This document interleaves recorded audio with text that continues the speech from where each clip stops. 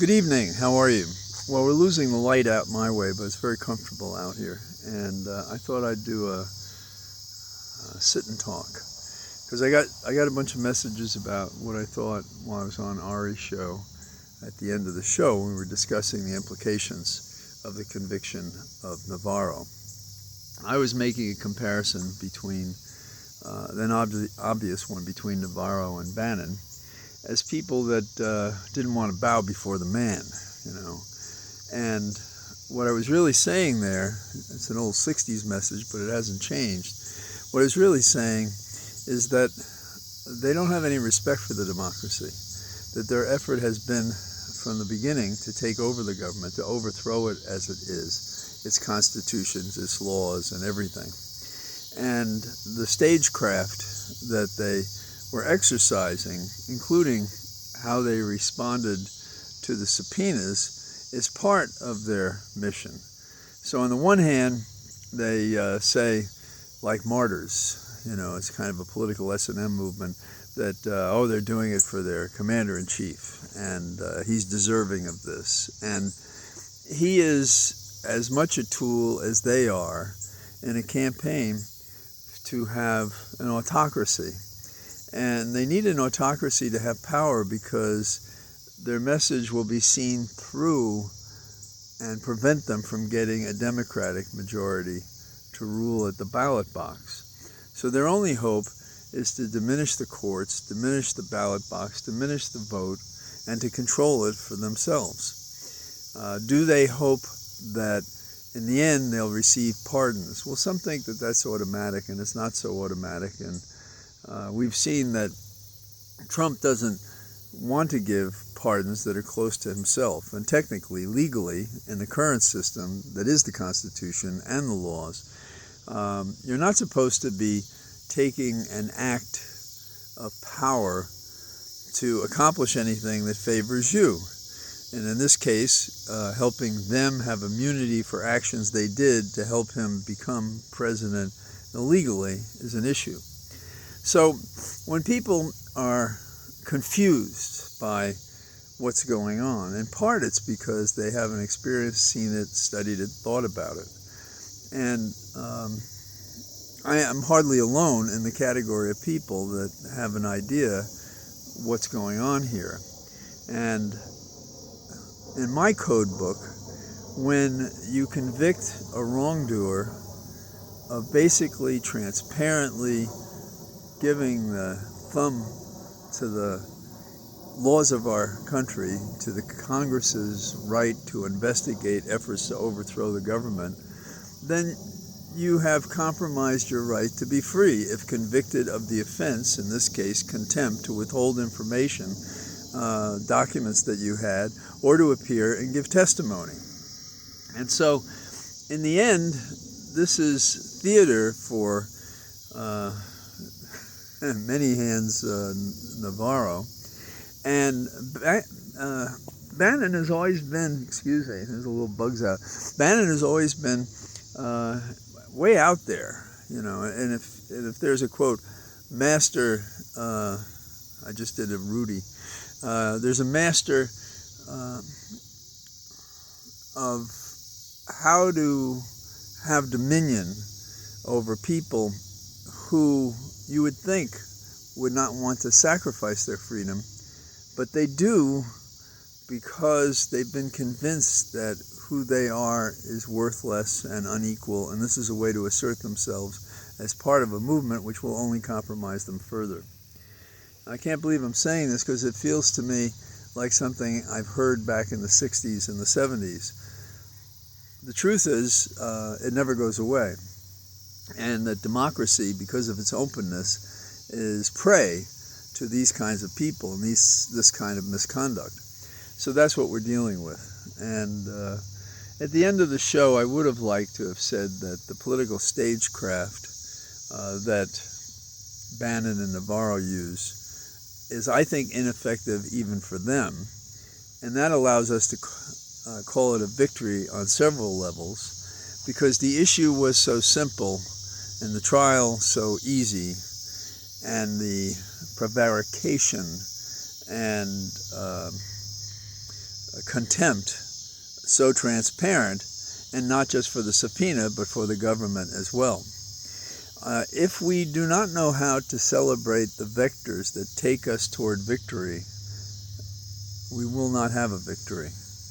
If we presume in our conversation that Trump will become president, well, that's interesting, will become president and pardon people without any issue, that's surrendering in our thought and our conclusions what we almost seem to be saying we can't beat. And that's just wrong. That's not American. That's not how we got to a point where we did enlarge the vote among people, from persons of color to women, from people who couldn't afford what some others did in the past that allowed them to vote.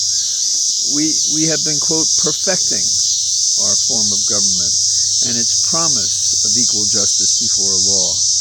And these guys want to trash it, and they want to trash it for all the reasons that they don't want to confess that are true.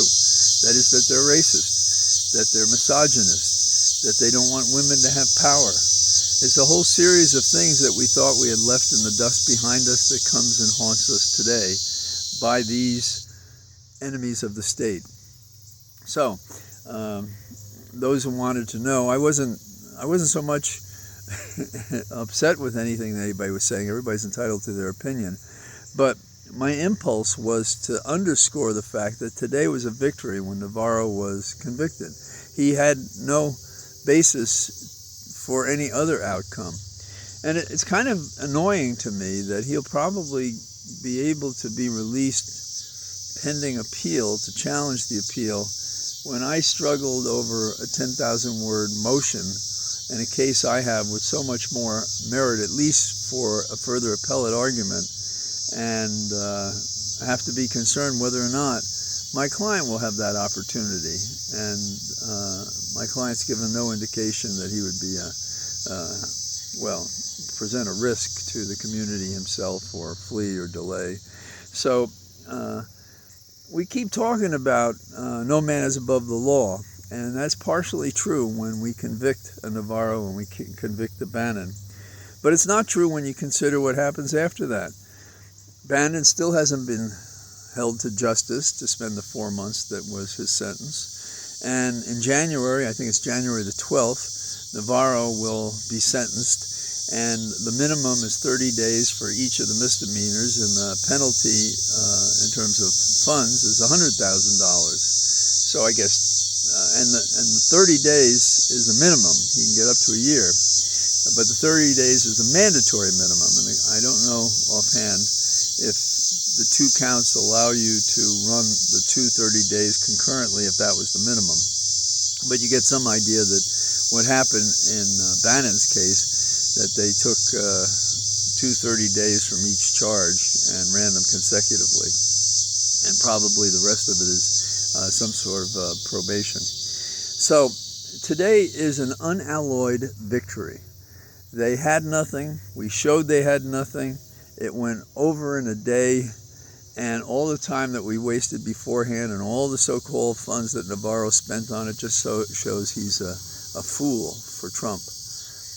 But you know, there is in history the notion that fools are dangerous and that they appear as fools, but they have a design on where they're going.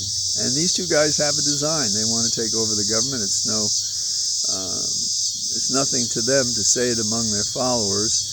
And they have to sort of give a somewhat false message to the public, that they're victims and everybody else who is associated with them, if you want freedom, you have to stand by us. It's an old ploy. It's based on fear. It's not based on a celebration of freedom. In fact, it has no basis in freedom. So, those are a couple of my random thoughts. I hope they weren't so random that they were not possibly decipherable. So, Holly and I are going to take a little trip in the next few days, and I'll continue to talk as we go from place to place. And I'm sure I'll be reacting to whatever else is going on. So thanks for joining me. Again, I want to thank you all. Almost every note I get, someone is wishing Holly well and celebrating her strength, and that's good for both of us that you do that. It makes us feel good, and I've always subscribed to that myself. People who are ill, people who've lost someone, you just can't appreciate that there is no one thing to say. Just saying, "I'm sorry, can I help you, how are you," is like a salve to a wound. And the contrary is, if you see a wrong and you don't allow yourself to participate in fighting it, resisting it, then you're compromising your own humanity and dignity. And so when someone says, "Oh, the worst is going to happen," that's wrong. Some of you may know by now my attitude about these things. I have friends that say, I'm too optimistic. I'm not too optimistic. I'm a pretty realistic guy. But this is what I look at.